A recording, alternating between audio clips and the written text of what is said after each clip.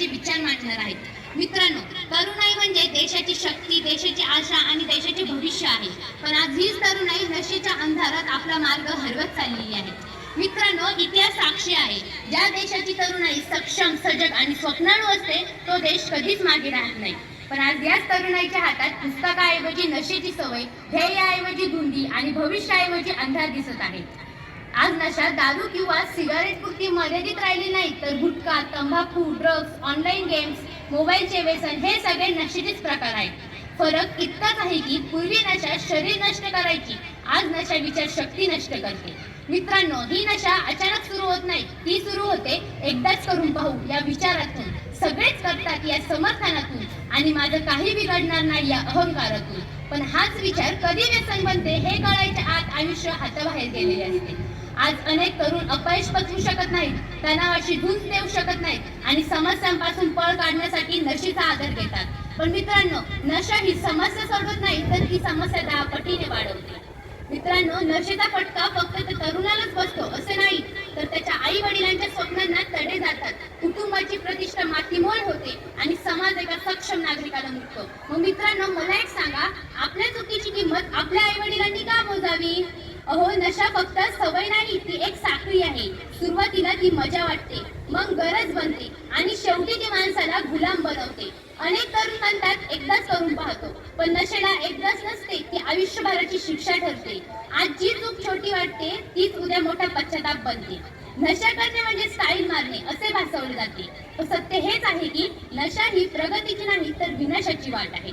आज अनेक तुरुंगात, पुनर्वसन केंद्रात आणि रस्त्यावर भटकताना दिसणारे तरुण कधी काही देश घडविण्याचे स्वप्न पाहत होते, पण एका चुकीच्या वाटेने त्यांचे आयुष्य उद्ध्वस्त झाले। मित्रांनो, आज एक अत्यंत धोकादायक ट्रेंड दिसतोय।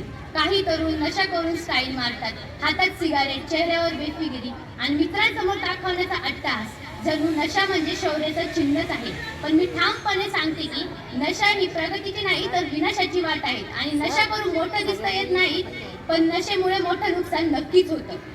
माझ्या तरुण मित्रांनो, खरं धैर्य नशा करण्यात नाही, तर नशेला ठामपणे नाही म्हणण्यात आहे। खरी स्टाईल महागड्या सिगारेटमध्ये नाही, तर स्वप्नांसाठी केलेल्या संघर्षात आहे आणि खरा रुबाब व्यसनात नाही, तर स्वतःची ओळख निर्माण करण्यात आहे। आज गरज आहे ती पालकांनी संवाद वाढवण्याची, शाळा महाविद्यालयांनी मार्गदर्शन करण्याची आणि समाजाने त्या तरुणाईला योग्य दिशा देण्याची।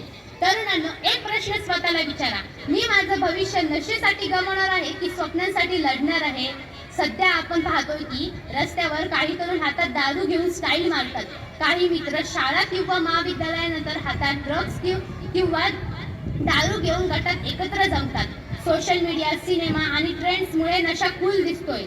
काही तरुण मोबाईल, इंस्टाग्राम, टिकटॉक या व्यसनामुळे अभ्यास आणि जीवनाची दिशा विसरत आहेत। मित्रांनो, एक सांगावंसं वाटतं, तुम्हाला जर नशा करायचीच असेल तर कष्टाची करा, जेणेकरून तुम्हाला यशाची नशा चढेल। तुम्हाला जर नशा करायचीच असेल तर वाचनाची करा, जेणेकरून तुमच्या विचारांना धार येईल।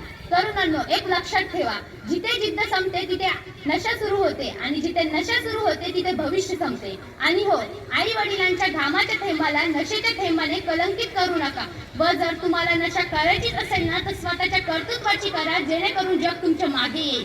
शेवटी एवढेच म्हणेन मित्रांनो, आपण आपला मोबाईल चार्ज करायला तर कधीच विसरत नाही, मग स्वतःचे आयुष्य रिचार्ज करण्यासाठी आपल्याला नशेची गरज का भासते?